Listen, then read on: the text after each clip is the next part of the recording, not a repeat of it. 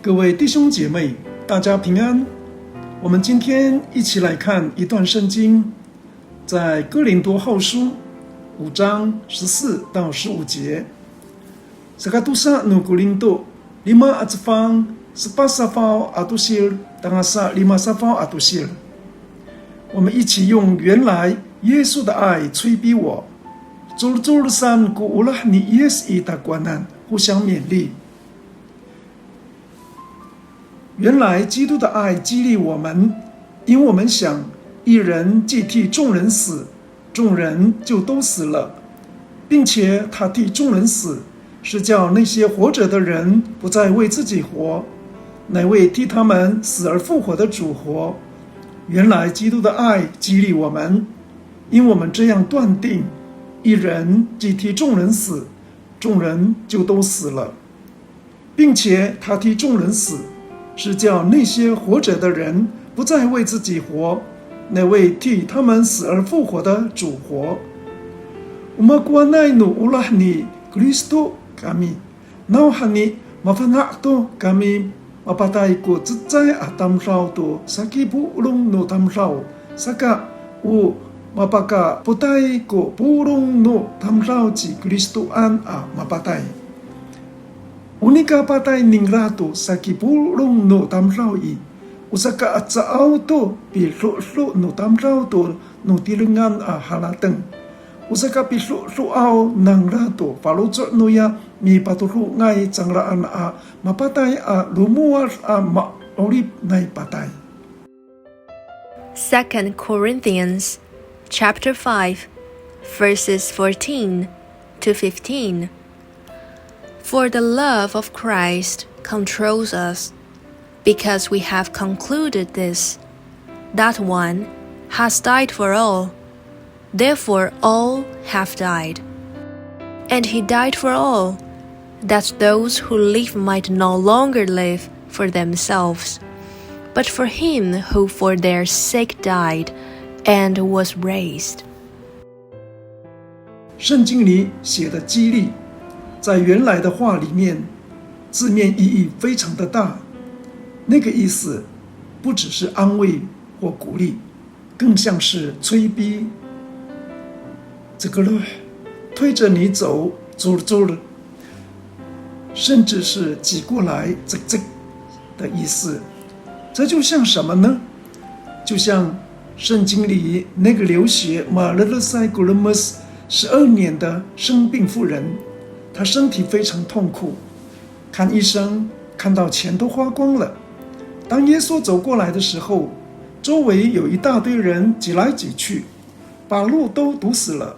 但他心里只有一个念头，就是我一定要挤过去，摸到耶稣的衣襟。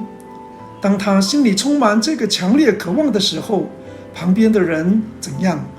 环境多挤，人都看为不洁净，要被隔离的。他都管不了了，所有的杂音都被他挤掉了。这也像耶稣那时要走向十字架，他心里有一种着急，有一种迫切，是没有任何困难可以拦阻他的。当年写圣经的保罗，就是被耶稣这种大爱给催逼着，给圈住了。保罗自己说，到底是什么原因让我连命都不要，遇到那么多危险还要到处去传福音？没有别的原因，就是因为耶稣为我死在十字架上的那份大爱，在后面一直推着我，让我停不下来。各位弟兄姐妹，永远都是这样的，是耶稣先爱了我们，我们才懂得去爱他。当你心里真的被耶稣的爱摸到的时候，你真的没有办法不爱他。圣经说，保罗信耶稣之后，他没有马上出来办大聚会，而是去了一个叫做亚拉伯的旷野，在那里安安静静待了3年。保罗以前读很多书，是很有学问的人，圣经他早就熟得不得了，所以他去旷野3年，绝对不是去读书，也不是去研究学问的。那他在那里做什么呢？相信那3年，保罗什么活动都没办，他只是专心在心里跟耶稣在一起。以前他的信仰只是规规矩矩的守规条、拜神、参加宗教仪式，但现在不一样了。他发现有一位活生生的耶稣住在他的心里面，耶稣是他生命里最重要、最美的那一位。这3年，他天天被耶稣的爱吸引，什么事都不想，只想待在心里，单单跟耶稣在一起。以前在德国，有一位很有钱、地位很高的大少爷，叫做钦岑多夫。有一天，他在画廊看到一幅画，那是耶稣为我们钉十字架，全身受伤流着血的画像。画下面写着一句话：我为你舍弃了所有，你为我做了什么？这个年轻人当场心里被耶稣的爱融化了，眼泪掉下来。他跟耶稣说：主啊，是的。他后来放下他所有的大官地位和财产，他对大家说：我这辈子活着，心里只有一个热情，那就是耶稣。相信我们中间很多人也有过这种经验，突然之间有一个大光的时刻，一切都不一样了。耶稣一下子变成你生命中最重要的人，他坐在你心里的宝座上。你每天早上的眼睛一睁开，第一件事就是想跟耶稣打招呼，亲近他。在生活中，不管你是走路休息，还是下田种地，出门上班，你心里都一直注视着这位爱你的耶稣。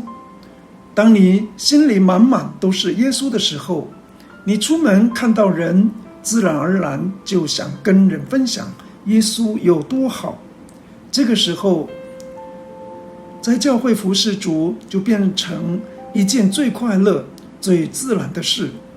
不管是叫你来扫地、擦桌子、印资料、带领聚会、跟人分享、拿出钱来奉献，还是出门去传福音，你什么事情都愿意做，什么苦都愿意吃，因为你外面的手虽然在做很多杂事粗活，但你心里其实只有一件事，就是耶稣。你就是喜欢跟耶稣在一起。当年的保罗也是这个样子。弟兄姐妹，刚刚讲到那个德国大少爷钦岑多夫，他付的代价是放下有钱人的地位。那我们呢？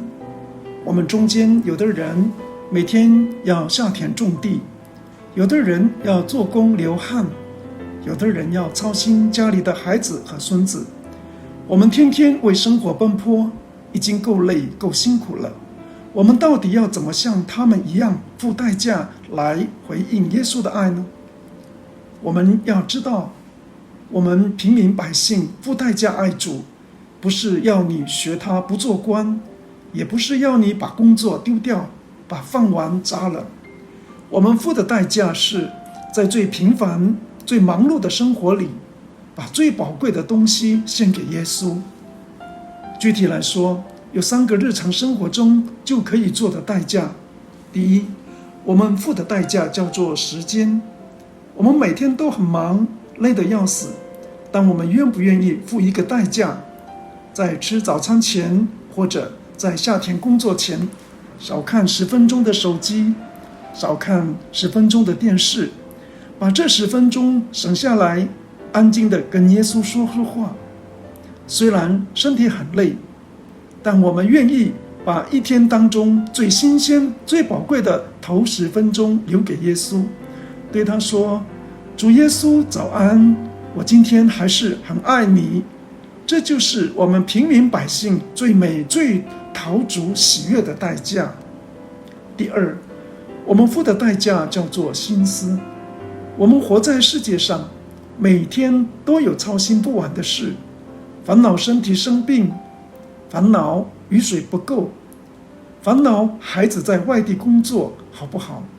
我们付的代价就是当这些忧虑又像苍蝇一样飞过来，让心里很乱的时候，我们对自己说，停，我要把心思收回来，我相信耶稣会顾念我，我现在只要专心想着耶稣就好。拒绝让烦恼吃掉我们的心，坚持把心留给耶稣，这就是付代价。第三，我们付的代价叫做手脚。有时候我们忙完一天，骨头都快散了，礼拜天或聚会时间到了，真的很想在家躺着睡觉。这时候你如果对自己说，不行，虽然我很累，但我爱耶稣，我要动用我的手脚走到教会去敬拜他，我愿意带着疲惫的身体去向一个更软弱的邻居说一句鼓励的话。这种克服肉体软弱的摆上，在耶稣的眼里比什么金银财宝都还要珍贵。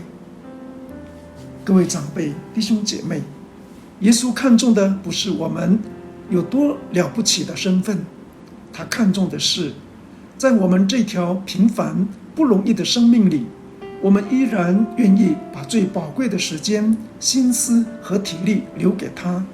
当你这样做的时候，你就是用你的生命在对耶稣说，主啊，是的，我真的很爱你。亲爱的弟兄姐妹们，您最近的生活累了吗？你来教会是不是觉得只剩下习惯，只剩下做不完的服事，心里却冷冰冰的？今天耶稣的爱要再次来到我们中间，像大光一样照亮你。这份爱要进到你的心里，把你所有的忧虑挤掉，把你的重担挤掉，把你心里那些乱七八糟的烦恼通通挤掉。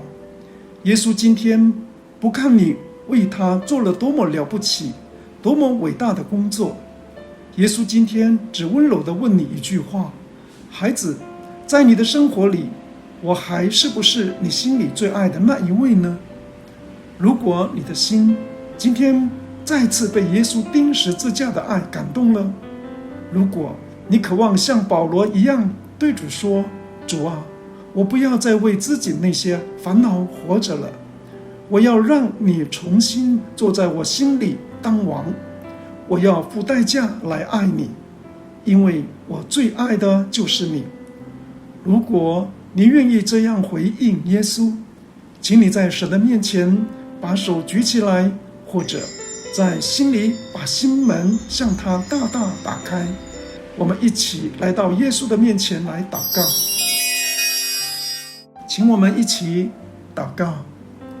爱我们的恩主耶稣，我们谢谢你，因为是你先用那份不离不弃的大爱爱了我们，我们今天才能在这里向你祷告。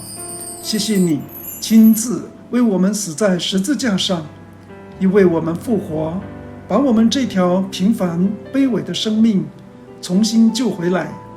主耶稣，求你今天把这份催逼保罗的爱重新倒在我们每个人的心里，求圣灵用这份爱来推我们一把，把我们心里所有的杂音、所有的烦恼、所有的重担通通挤出去，让我们里面属灵的眼睛被打开，每天早上醒来都能看见你，新鲜的遇见你。主啊，愿你成为我们每个人生命中最重要、最爱的那一位。谢谢耶稣，我们在这里，我们宣告，我们不再为自己，我们要为你这位爱我们、为我们死而复活的主来活。听我们众人合一的祷告，是奉主耶稣基督的圣名，阿们。